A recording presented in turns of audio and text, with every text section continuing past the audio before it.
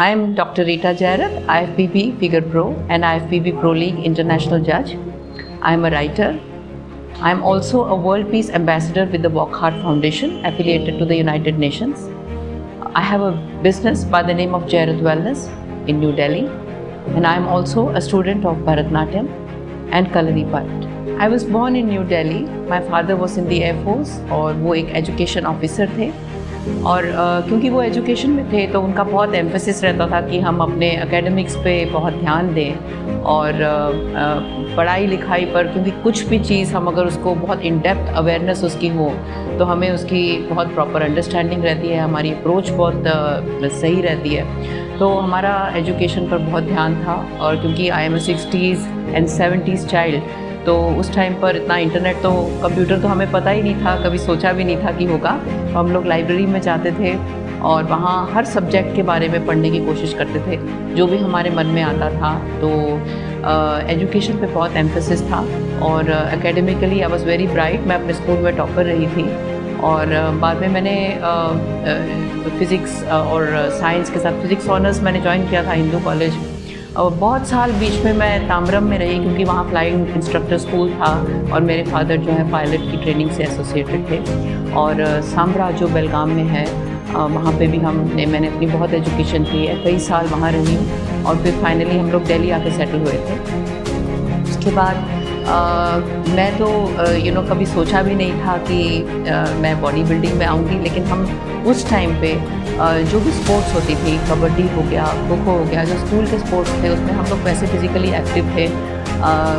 भरतनाट्यम मैंने बहुत साल, तकरीबन 8-10 साल किया क्योंकि मैं चेन्नई में रही थी और मैं म्यूज़िक में बहुत इंटरेस्टेड रही थी। प्रयाग संगीत समिति में मैंने, जो प्रयाग संगीत समिति इलाहाबाद है, वहाँ से क्लासिकल म्यूज़िक सीखा है और स्कूल में मैंने बहुत म्यूज़िक कॉम्पिटिशन में पार्ट लिया था और रीजनल और नेशनल लेवल पे खादी ग्राम उद्योग भवन में मेडल्स भी जीते थे। वो एक मेरा बिल्कुल डिफरेंट पहलू था और कभी सोचा नहीं था कि बॉडी बिल्डिंग जैसे स्पोर्ट में मैं आऊँगी। मेरी मदर जो थी उनको स्किज़ोफ्रेनिया था, मेंटली सिक थी और उनको हेलुसिनेशंस आती थी, आवाज़ें आती थी, तो उसकी वजह से वो बहुत अग्रेसिव थी और घर में बहुत मुश्किल एटमॉस्फेयर था। तो उनको आवाज़ें आती थी कि आपके 2 बच्चे मर गए तो ये क्यों ज़िंदा है, तो बहुत हमें बिना मतलब के मार पड़ती थी। वो अपनी आवाज़ों को सुन के रिस्पॉन्ड करती थी, जिसकी वजह से हमें प्यार नहीं मिलता था और हम हर चीज़ में एक्सेल करने की कोशिश करते थे कि हमें कहीं ना कहीं से एक एड्यूलेशन मिले, लव मिले। तो एक्सेल करने की जो चाहत थी वो मेरे में शुरू से थी। और उसके बाद मेरी जब मैरिज हुई तो मेरे बेटा हुआ, उसको भी ऑटिज़म था। तो मेरा हमेशा सपना रहा था कि जब मेरे बच्चे होंगे तो मैं उनका बहुत अच्छे से ध्यान रखूँगी, उनको बहुत प्यार करूँगी। लेकिन फिर जब ये सब हुआ तो फिर मेरे लिए लाइफ बहुत डेड एंड पे आ गई और I had nothing to look forward to. तो जब वो 10-15 साल ऐसे ही रहा और जब वो 9th-10th में पढ़ता था और प्यूबर्टी में की एज में आया, तब उसका मन था कि मेरी मस्कुलर बॉडी हो और पहली बार उसने कहा कि मुझे ऐसा बनना है। तो तब मैं उसको जिम लेके गई थी, ये तकरीबन 2004 की बात है और उस समय पे कोई भी वुमेन नहीं थी। अब समझो बहुत साल हो गए, अब तो कोई भी वुमेन नहीं थी जो बॉडी बिल्डिंग में थी, कोई सोच भी नहीं सकता था। और बॉडी बिल्डिंग तो बहुत दूर की चीज़ है, वेट ट्रेनिंग भी कोई सोच नहीं सकता था कि वेट ट्रेनिंग में विमेन कुछ करेंगी। और सब हमको रोकते थे कि जो ट्रेनर्स थे वो बोलते थे कि आप ये क्यों कर रहे हो, आप थोड़ा वॉक कर लो, योगा कर लो। तो ट्रेनर से मेरा बहुत झगड़ा रहता था सारे ट्रेनर्स मेरे को कोई भी मुझे पसंद नहीं करता था कि ये मतलब क्या कर रही हैं। और ऐसा होता था कि अगर जिम में है तो 10 बॉयज़ कर रहे हैं और उनके बीच में मैं अकेली हमेशा होती थी। तो यही साइड रही और बहुत साल तक ऐसे ही रहा था। अब देख के बहुत अच्छा लगता है कि गर्ल्स जो हैं वो वेट ट्रेनिंग कर रही हैं। तो उस टाइम पे मैंने बहुत स्टडी किया कि जो वेट ट्रेनिंग है वो विमेन के लिए अच्छा क्यों, क्योंकि उस टाइम मुझे हर ट्रेनर से बहस करनी पड़ती थी और इस बात को साबित करना पड़ता था। और तब जाके मैंने बहुत एक्सटेंसिवली वापस एजुकेशन शुरू करी, बहुत पढ़ाई करी, पोस्ट ग्रेजुएट डिप्लोमा करा तमिलनाडु यूनिवर्सिटी से और इंटरनेशनल स्पोर्ट्स साइंस एसोसिएशन से सर्टिफिकेशन किया। न्यूट्रिशन में भी जो प्रोग्रेसिव फिटनेस है यूएस से, वहाँ से स्पोर्ट्स न्यूट्रिशन के बारे में पढ़ा, एडवांस न्यूट्रिशन पढ़ा। तो ऐसे करके मैंने बहुत सारे सर्टिफिकेशंस किए और तब मुझे रियलाइज़ हुआ कि I have to give back to the society. बहुत ज़रूरत है एक पैराडाइम चेंज आने की सोसाइटी में। तो तब जाके फिर मैंने कॉम्पिटिटिव लेवल पर स्टार्ट किया। शुरू में मैं सिर्फ जिम्स में कम्पीट करती थी और आगे जाके फिर मैंने बॉडी बिल्डिंग में ज्वाइन करने के लिए डिसाइड किया। तो जब मैंने अपनी बॉडी बिल्डिंग की जर्नी स्टार्ट करी तब तक मैं कुछ कॉम्पिटिशन्स कर चुकी थी। नेशनल बॉडी लिफ्टिंग कॉम्पिटिशन है जिसमें चिन अप्स और बार डिप्स का वो उसकी भी एक फेडरेशन है।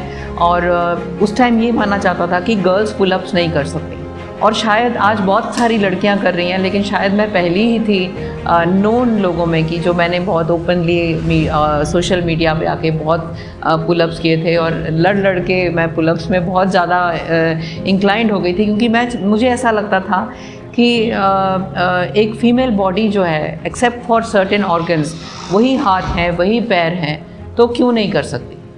और इसीलिए मैंने इस बात को सोचा कि I have to prove it wrong. और ये नोशन जो है ये टूटनी बहुत ज़रूरी है। तो 3 साल मैंने उसमें गोल्ड मेडल जीता नेशनल बॉडी लिफ्टिंग चैम्पियनशिप में। और जब मैं बॉडी बिल्डिंग करना चाहती थी तो मुझे ऐसा लगा कि जो हो रहा है इंडिया में, वो कभी कुछ लड़कियां शॉर्ट्स पहन के चली जाती हैं, बस जो थोड़ी सी मस्कुलर है उसको मेडल दे देते हैं। जो इंटरनेशनल फॉर्मेट है उसको फॉलो नहीं किया जा रहा है, क्योंकि हम जब नेट पे देखते थे तो वो बिल्कुल डिफरेंट होता था और बहुत क्राइटेरिया में बहुत लॉजिक था जो कि यहाँ पर नहीं दिखता था। यहाँ विम्स एंड फैंसीज़ पे चलता था। तो मुझे ऐसा लगा कि यहाँ जागृति लाने की बहुत ज़रूरत है और मुझे इसमें एक इनिशिएटिव लेना पड़ेगा। तो मैंने जो बहुत स्टालवर्ड्स हैं उनको मैंने कांटेक्ट किया ईमेल पे। शैनन डे हैं जो बॉम्बशेल फिटनेस यूएसए में, शी इज़ द सीईओ और वो बहुत सारी लड़कियों को गाइड करती थी internationally, all over the world से उनके पास लड़कियां आती थी। तो उनके पास मैं गई, मैंने देखा कि कैसा लाइफस्टाइल लोग फॉलो करते हैं, माइंड को कैसे कंडीशन करना है कि हमने ये लाइफस्टाइल फॉलो करना है। अगर हमारे आसपास के लोग कुछ भी खा रहे हैं तो हमने क्या सोचना है जिसकी वजह से हमें एक मोटिवेशन मिले कि ये हम लोग स्पेशल हैं, हम लोग अलग हैं, हमारी जो जर्नी है वो अलग है और that should not affect our relationships. और हमें एक अंडरस्टैंडिंग और रिलेशनशिप जो हमारा फूड के साथ है और कैसे एक्सरसाइज करनी है, कैसे प्रेजेंटेशन करनी है, कैसे हमने अपने आप को प्रेजेंट करके एक ग्लैमरस वे में पोर्ट्रे करना है, ये सब मैंने बहुत कुछ सीखा। मैं खुद फ्लोरिडा गई, डेटोना बीच में तब उनका ऑफिस था, आजकल ऑरलैंडो में है। उसके बाद मैं डेनिस जेम्स के पास गई जो कि बहुत गर्ल्स को ट्रेन करते हैं, जो खुद एक बहुत ओलंपियन, सीनियर ओलंपियन रह चुके हैं। उन्होंने कई बार मिस्टर ओलंपिया में compete किया है, बहुत आउटस्टैंडिंग बॉडी है उनका। तो उन्होंने नेचुरली उस टाइम वो बिग रामी उनके घर में थे और मैं भी वहाँ एरिज़ोना में काफ़ी दिन रही बिग रामी के साथ। उन लोगों के साथ मुझे ट्रेन करने का मौका मिला और बहुत काइंड लोग थे, तो बहुत कुछ सीखने को मिला। सिर्फ हम लोग एक्सरसाइज नहीं सीखते, हम और भी उसके आसपास हमने अपने आप को कैसे पूरा दिन कैसे रहना है, क्या करना है, कैसे सोचना है, ये ज़्यादा इम्पोर्टेंट है। तो ये सब मुझे देखने को और सीखने को मिला। उसके बाद फ़खरी मुबारक थे जो न्यूयॉर्क में रहते थे उस टाइम पे, अब फ्लोरिडा में है, लेकिन उनके साथ आज भी मेरा कांटेक्ट है और मैं उनको बहुत बहुत लविंग रिलेशनशिप है। वो भी मेरे गुरु रहे हैं क्योंकि उन्होंने बहुत सारे लोगों को उनकी वजह से प्रो कार्ड मिला है, क्योंकि उनकी जो ट्रेनिंग है वो बहुत पर्सनलाइज्ड होती है, ऐसे कुकी कट कभी शेड्यूल नहीं होता। उनसे भी मैंने बहुत कुछ सीखा। और फाइनली मेरे जो लास्ट में मेरे कोच थे वो अहमद अस्कर थे, जो ऑक्सीजन जिम कुवैत, कि उन्होंने कुवैत में वुमेन बिल्कुल ट्रेन नहीं करती हैं, लेकिन अहमद अस्कर जी हैं, उन्होंने देखा कि मैं बहुत पैशनेट हूँ और उन्होंने बहुत इनिशिएटिव लिया, बहुत हेल्प किया मुझे। शायद मैं एक इकलौती वुमेन हूँ जो जिनको उन्होंने इंडिया से ट्रेन किया होगा। और वो देखते थे कि you have to be a little crazy, कि मुझे एक बिल्कुल भीड़ के साथ नहीं चलना, मैंने कुछ अलग करना है, तो उसके लिए बहुत सैक्रिफाइस करनी पड़ती है। तो इन लोगों सबसे मैंने बहुत कुछ सीखा। मेरे जो पहले कोच थे, अब जो ये लोग हैं, ये तो ऑलरेडी जो बहुत सीखा हुआ है, पढ़ा हुआ है, ऑलरेडी उसको ट्रेनिंग आती है, उनको सिखाते हैं। लेकिन जो मेरे सबसे पहले कोच थे गुरप्रीत सिंह चावला, वो बहुत ही इज़ वेरी हम्बल, बहुत ही लाइज लो, ज़्यादा सोशल मीडिया पे उतना आगे नहीं आते, लेकिन असली जो क्रेडिट है वो उन्हीं को जाता है। नहीं तो शायद मैं, जब शुरू में मुझे सब मेरे खिलाफ थे, जब मैंने सोचा भी नहीं था कि फ़िटनेस जर्नी में यहाँ तक कभी लेके आऊँगी, तब उन्होंने मुझे बहुत मोटिवेट किया। जब मैंने स्टार्ट किया था तब तो मेरे को बस ये था कि मैंने अपने बेटे को कराना है, थोड़ा सा एक्सरसाइज करनी है। कभी सपने में भी नहीं सोचा था कि मैं यहाँ तक आऊँगी, लेकिन वो जर्नी यहाँ तक इतनी आगे तक चली गई, दैट वाज वेरी अमेजिंग। हमेशा जब भी हम कॉम्पीट करते हैं तो कॉन्फिडेंस तो स्टेप बाय स्टेप आता है। तो शुरू में तो मैंने बहुत छोटे छोटे कॉम्पिटिशन्स जो जिम में थे वो किए, और मैंने देखा कि मेरे में और जो सेकंड भी आता था तो डिफरेंस बहुत होता था। वहाँ से मुझे एनकरेजमेंट मिली कि I have to take it to the next level. और मेरे पास भगवान की दया से बहुत अच्छे कोच थे। एक तरह का ये पैराडॉक्स है, क्योंकि इंडिया में कोई था ही नहीं उस टाइम पे, तो मैंने इतना इनिशिएटिव लिया कि मैं बाहर मैंने ट्रैवल किया और ट्रेनिंग ली। तो सबसे पहले तो मैंने नेशनल बॉडी लिफ्टिंग चैम्पियनशिप थी, जो बहुत मेरी अचीवमेंट मैं इसलिए मांगती हूँ क्योंकि उस टाइम कोई भी लड़की ऐसी नहीं थी जो बहुत इतने सारे पुलअप्स और बार डिप्स और सब करती थी। तो 3 साल मैंने वो गोल्ड मेडल जीता। और एक नेशनल लेवल पे gold gym fit and fab competition था, जो बहुत इंटेंस कंपटीशन था, पूरे इंडिया से गर्ल्स थी। वो फिटनेस कॉन्टेस्ट था, वो भी मैंने उसमें मिस फिटनेस का टाइटल जीता था। और उसके बाद मैं यूएस में एनपीसी में मैंने बहुत कंपटीशन किए है, क्योंकि एनपीसी में जो है, जो अभी भी आईएफबीबी है, तो सबसे पहले ही शायद मैं थी जो गई और मैंने इतने सारे वहाँ कॉम्पिटिशन्स किए थे। नॉर्थ ईस्ट समर क्लासिक था, जो वाइट प्लेन्स न्यूयॉर्क के पास है, वहाँ मैंने 3 मेडल्स एक दिन में जीते थे। 3 ट्रॉफीज़ थी। मेरे कोच उस टाइम फकरी मुबारक थे, वो बहुत खुश हुए थे कि पहले कंपटीशन में ही एक तरह का वो हैट्रिक था। और फिर न्यूयॉर्क चैम्पियनशिप थी, जो बहुत प्रेस्टिजियस कंपटीशन है। स्टीव वेनबर्गर जो बेफ्स जिम का, उनका अपना वो कंपटीशन है, वो कंडक्ट करते हैं, सारे ओलंपिया के जजेस उसमें होते हैं। उसमें मैंने फर्स्ट प्राइज़ जीता था, गोल्ड मेडल। और फिर उसके बाद वेन है जो न्यू जर्सी में होता है, वहाँ भी मैंने मेडल जीता था। तो ऐसे एनपीसी के बहुत सारे मैंने कॉम्पिटिशन्स जीते। फिर इंडिया को ऑफिशियली रिप्रेजेंट करने के लिए उस टाइम यहाँ फेडरेशन से जाना पड़ता था, तो आर्नोल्ड क्लासिक जो हांगकांग में हुआ था, उसमें मैंने सिल्वर मेडल जीता। और एमेच्योर ओलंपिया एशिया वो भी हुआ था, तब इंडिया में नहीं था, लेकिन मैंने कम्पीट किया, उसमें भी मैंने सिल्वर मेडल जीता था। That was very very good, बहुत अच्छा था वो कंपटीशन, बहुत टफ कंपटीशन था, बहुत सारी लड़कियाँ आई थी। और मास्टर्स भी मैंने जीता था। और फिर मैंने इंडिया को इटली में जो सैन मेरिनो प्रो होता है, वहाँ भी रिप्रेजेंट किया था। और एमेच्योर ओलंपिया प्राग, चेकोस्लोवाकिया, आर्नोल्ड क्लासिक बार्सिलोना और मैड्रिड में भी था। वैसे बहुत सारे कॉम्पिटिशन्स मैंने किए थे। फिर लास्ट में मैंने जब प्रो कार्ड जीता था शेरू क्लासिक में, उसके बाद मुझे लगा कि आई एम एजिंग, मैं 50 की हो गई थी उस टाइम पे, तो मुझे लगा कि अब मुझे लगता है कि I should give back to the society. और बहुत सारी नई लड़कियां आ गई थी, क्योंकि जब मैं पहले कम्पीट करती थी तो अकेली ही होती थी। अब इंडिया में इतनी सारी लड़कियां आ गई थी और मुझे सबसे बहुत प्यार, इतना रिस्पेक्ट और प्यार मिला है कि आई एम रियली ओवरवेल्म्ड। तो मुझे ऐसा लगा कि I must be a mentor and give back to the society. तो मैंने शेरू जी से बात करी थी, जो शेरू क्लासिक होल्ड करते हैं, तो उन्होंने बोला कि फील्ड से तो मैं हमेशा जुड़े रहना चाहती हूँ और एक वुमेन जज भी होनी चाहिए। तब मैंने अपनी क्वालिफिकेशन सबमिट करी और एग्जामिनेशंस दिए सारे, और अपना प्रैक्टिकल भी एग्ज़ाम दिया। तो by God's grace I was selected, और फिर मैं इंटरनेशनल जज अब तब से हूँ और साउथ ईस्ट एशिया में I am the only women international जज विद द IFBB, तो that's it's been a very great journey. तो कलरी पैट जो हमारी एंशंट आर्ट है उसको गवर्नमेंट ने रिकॉग्नाइज़ किया है। It is now a recognise sport. पहले तो वो बहुत ही छुपी हुई चीज़ थी जो which is the mother of all martial arts in the world. तो यहीं से ही सब जनरेट हुई हैं और यहीं से ही सब इवॉल्व हुई हैं।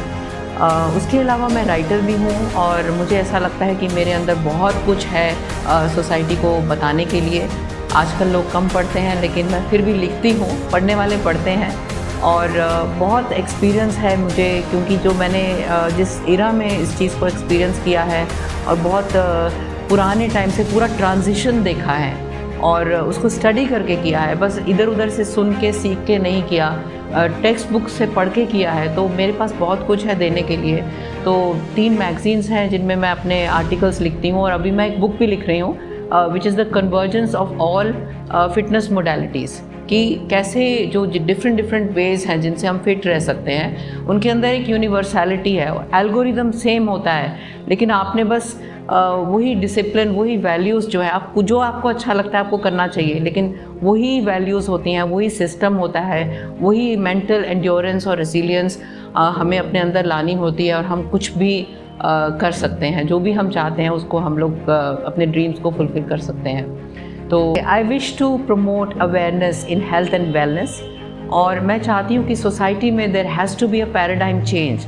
अभी हमारे सोसाइटी में लोग बहुत मिक्सड अप भी रहते हैं। कोई मिथ्स के ऊपर बिलीव करता है, कोई they are not able to decide how to approach, एक लॉजिकल अप्रोच नहीं कर पाते, बहुत सारा इधर उधर से सुन के और कंफ्यूज्ड रहते हैं। तो मेरे को ऐसा लगता है कि it is my duty to give back to the society और मैं अवेयरनेस को बहुत प्रमोट करूं जितना हो सके। मैं एथलीट्स बहुत सारे हैं जिनको मैं गाइड करती हूं और जनरली भी लोग अपने फिटनेस जर्नी में जब किसी को कोई प्रॉब्लम होती है तो मेरे पास आते हैं, तो वो मेरी कंट्रीब्यूशन है। साथ में मैं अभी प्लान कर रही हूँ कि एक supplement line which is specially dedicated for women वो मैं स्टार्ट करूँ और I hope that I will be able to do it soon and you will hear about it. तो इट गोज़ विदाउट सेइंग कि जो डाइट है वो हमारी फिज़िकल एक्टिविटी और हमारी न्यूट्रिशनल नीड्स के हिसाब से होनी चाहिए। बेसिकली इन जनरल हमेशा बैलेंस डाइट वर्क्स, और सबको पता होता है कि ये जंक फूड है, ये अच्छा है, ये बुरा है। Basically actually deep inside subconsciously किसी को गाइडेंस की इतनी ज़रूरत नहीं है। हम लोगों को अब आप देखिए कि जो नेचर में एनिमल्स होते हैं उनको कोई डाइट शेड्यूल नहीं लिख के देता। हम लोग as human beings we are suppose to be more intelligent, तो हमको पता होना चाहिए और हमको मालूम भी है, हमको पता है कि ये प्रोसेस्ड फूड है, ये नहीं खाना, नेचुरल फूड्स खाने हैं। तो लेकिन हम लोगों को डाइट और सप्लीमेंटेशन के लिए इतनी ज़रूरत क्यों पड़ती है गाइडेंस की? क्योंकि हम कहीं ना कहीं अपने माइंड को कंडीशन नहीं कर पाते कि हमारी प्रायोरिटीज़ क्या हैं। तो हमारे पास क्योंकि जंक फूड अवेलेबल है और हम लोग टेम्पटेशन को सकम कर देते हैं, कि हमको ये खाने का मन कर रहा है, हम लोग प्रायोरिटाइज़ नहीं कर पाते, सेल्फ कंट्रोल नहीं कर पाते। तो एक्चुअली हमने अपने माइंड में प्रायोरिटाइज़ करना है कि कौन सी चीज़ हम ज़्यादा चाहते हैं। तो जो एक्चुअली वर्क करता है, कोई भी फैट डाइट हो, कीटोजेनिक डाइट हो, साउथ बीच डाइट हो, जनरल मोटर्स डाइट हो, वो उस सब की कुछ भी ज़रूरत नहीं है। बैलेंस डाइट होनी चाहिए। बट अगर हमारा कोई एथलेटिक एंडेवर्स हैं, जैसे कि अगर हम मैराथन भाग रहे हैं तो हमें ज़्यादा कार्बोहाइड्रेट की ज़रूरत है।